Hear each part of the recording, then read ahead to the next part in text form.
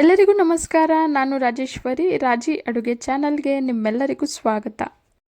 ಇವತ್ತಿನ special recipe ಕಲ್ಲಂಗಡಿ ಸಿಪ್ಪೆನ ಬಳಸಿ ತುಂಬಾ ಆರೋಗ್ಯಕರವಾಗಿರೋ ಹಾಗೆ ತುಂಬಾ ರುಚಿಯಾಗಿರೋ ಹಲ್ವಾ ಹೇಗೆ ಮಾಡೋದು ಅಂತ ನೋಡೋಣ.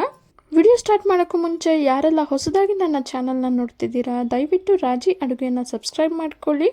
ಹಲ್ವಾ ಮಾಡೋದಕ್ಕೆ ಮೊದಲು ನಾನಿಲ್ಲಿ ಕಲ್ಲಂಗಡಿ ಸಿಪ್ಪೆಯನ್ನು ತಗೊಂಡಿದ್ದೀನಿ. ಈಗ ಈ ಸಿಪ್ಪೆಯ ಹಿಂದಿನ ಹಸಿರು ಭಾಗ ಏನಿದೆ ಇದನ್ನೆಲ್ಲ ನೀಟಾಗಿ ತೆಗೆದುಬಿಡೋಣ. ಸಾಮಾನ್ಯವಾಗಿ ನಾವೆಲ್ಲ ಕಲ್ಲಂಗಡಿ ಹಣ್ಣನ್ನು ತಿಂದು ಸಿಪ್ಪೆಯನ್ನು ಎಸೆದ್ಬಿಡ್ತೀವಿ. ಆದರೆ ಈ ಸಿಪ್ಪೆಯಲ್ಲಿರೋ ಆರೋಗ್ಯದ ಗುಣಗಳನ್ನು ತಿಳಿದ ನಂತರ ಇನ್ಯಾವತ್ತೂ ಸಿಪ್ಪೆಯನ್ನು ನೀವು ಎಸೆಯೋದಿಲ್ಲ. ಖಂಡಿತವಾಗ್ಲೂ ಈ ರೀತಿ ರೆಸಿಪಿನ ನೀವು ಸಹ ಮನೆಯಲ್ಲಿ ಟ್ರೈ ಮಾಡ್ತೀರಾ. ಎಲ್ಲ ಸಿಪ್ಪೆಯಲ್ಲಿರೋ ಹಸಿರು ಭಾಗನ ತೆಗೆದಾಗಿದೆ. ಈ ಬಿಳಿ ಭಾಗವನ್ನು ಮಾತ್ರ ಬಳಸಿ ಇವತ್ತು ನಾವು ರುಚಿಯಾದ ಹಲ್ವಾ ಮಾಡ್ಕೊಳ್ಳೋಣ. ನಂತರ ಇದನ್ನು ಈ ರೀತಿ ತುರಿದು ಒಂದು ಕಾಟನ್ ಬಟ್ಟೆಗೆ ಇಷ್ಟನ್ನು ಸೇರಿಸಿ ರಸ ಎಲ್ಲ ಹಿಂಡಿ ಇಟ್ಕೊಂಡಿದ್ದೀನಿ. ಕ್ವಾಂಟಿಟಿ ಜಾಸ್ತಿ ಇರೋದ್ರಿಂದ ನಾನಿಲ್ಲಿ ಕಾಟನ್ ಬಟ್ಟೆಗೆ ಸೇರಿಸಿ ರಸ ಹಿಂಡ್ಕೊಂಡಿದ್ದೀನಿ.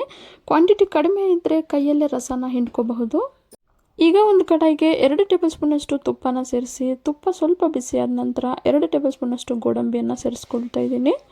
ಲೋ ಫ್ಲೇಮಲ್ಲಿ ಗೋಡಂಬಿ ಲೈಟ್ ಬ್ರೌನ್ ಆಗೋವರೆಗೂ ಫ್ರೈ ಮಾಡಿ ಒಂದು ಪ್ಲೇಟ್ಗೆ ಸೇರಿಸಿಟ್ಕೊಳ್ಳೋಣ. ಈಗ ಇದೇ ಕಡಾಯಿಗೆ ನಾವು ಆಗಲೇ ತುರಿದು ರಸ ಹಿಂಡಿಟ್ಕೊಂಡಿರೋ ಕಲ್ಲಂಗಡಿ ಸಿಪ್ಪೆನ ಸೇರಿಸಿ ಮೀಡಿಯಂ ಫ್ಲೇಮಲ್ಲಿ 5 ನಿಮಿಷ ಫ್ರೈ ಮಾಡ್ಕೊಳ್ಳೋಣ. 5 ನಿಮಿಷ ಫ್ರೈ ಆದ ನಂತರ ಆಗಲೇ ಹಿಂಡಿಟ್ಟಿರೋ ಈ ಕಲ್ಲಂಗಡಿ ಸಿಪ್ಪೆಯ ರಸನ 5 ಟೇಬಲ್ ಸ್ಪೂನಷ್ಟು ಸೇರಿಸ್ಕೊಳ್ಳೋಣ. ರಸ ಸೇರಿಸಿದ ನಂತರ ಮೀಡಿಯಂ ಫ್ಲೇಮಲ್ಲೇ ಮತ್ತೆ 5 ನಿಮಿಷ ಬೇಯಿಸ್ಕೊಳ್ಳೋಣ.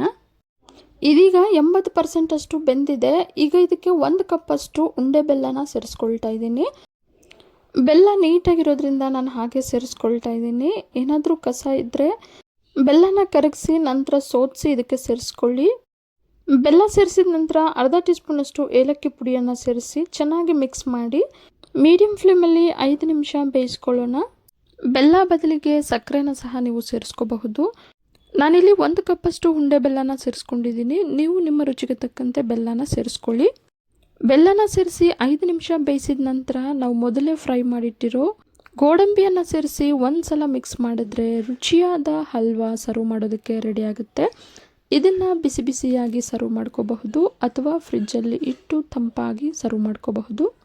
ತುಂಬ ತೂಕ ಹೊತ್ತು ಕೆಲಸ ಮಾಡೋರಿಗೆ, ಜಿಮ್ಮಲ್ಲಿ ವರ್ಕೌಟ್ ಮಾಡೋರಿಗೆ, ಡೈಲಿ 2 ವೀಲರಲ್ಲಿ ಲಾಂಗ್ ಟ್ರಾವೆಲ್ ಮಾಡೋರಿಗೆ, ಹೆಣ್ಣು ಮಕ್ಕಳಿಗೆ, ಸಣ್ಣ ಮಕ್ಕಳಿಗೆ ಮಸಲ್ ಪೇಯ್ನ್ ಬರೋದನ್ನು ತಡೆಗಟ್ಟುತ್ತೆ. ಹಾಗೆ ತುಂಬಾ ಟಯರ್ಡ್ ಆಗಿ ಫೀಲ್ ಆಗೋರಿಗೆ ಈ ಬಿಳಿ ಭಾಗದಲ್ಲಿ ಇರೋ ಅಮಿನೋಸಿಟ್ರಲಿನ್ ಆ್ಯಸಿಡ್ಸ್ ನಮ್ಮ ದೇಹವನ್ನು ರಿಪೇರಿ ಮಾಡಿ ಮಸಲ್ಸ್ನ ರೀಬಿಲ್ಡ್ ಮಾಡೋದಕ್ಕೆ ತುಂಬಾ ಸಹಾಯ ಮಾಡುತ್ತೆ. ಆದ್ದರಿಂದ ಈ ವೈಟ್ ಪಾರ್ಟನ್ನು ವೇಸ್ಟ್ ಮಾಡದೆ ಈ ರೀತಿ ರೆಸಿಪಿಯನ್ನು ಮಾಡಿ. ಇವತ್ತಿನ ರುಚಿಯಾದ ಹಲ್ವಾ ನಿಮಗೆಲ್ಲ ಇಷ್ಟ ಆಗಿದೆ ಅಂದ್ಕೊಂಡಿದ್ದೀನಿ. ಇಷ್ಟ ಆಗಿದ್ದರೆ ಈಗಲೇ ಒಂದು ಲೈಕ್ ಮಾಡಿ, ಹಾಗೆ ನಿಮ್ಮ ಫ್ಯಾಮಿಲಿ ಆ್ಯಂಡ್ ಫ್ರೆಂಡ್ಸ್ ಜೊತೆ ಶೇರ್ ಮಾಡಿ. ಮತ್ತಷ್ಟು ಸುಲಭ ಹಾಗೂ ರುಚಿಯಾದ ರೆಸಿಪಿಗಳಿಗೋಸ್ಕರ ರಾಜಿ ಅಡುಗೆನ ಸಬ್ಸ್ಕ್ರೈಬ್ ಆಗೋದನ್ನು ಮರಿಬೇಡಿ. ಮತ್ತೊಂದು ರುಚಿಯಾದ ರೆಸಿಪಿಯೊಂದಿಗೆ ಮುಂದಿನ ವಿಡಿಯೋದಲ್ಲಿ ಸಿಗೋಣ. ಧನ್ಯವಾದಗಳು.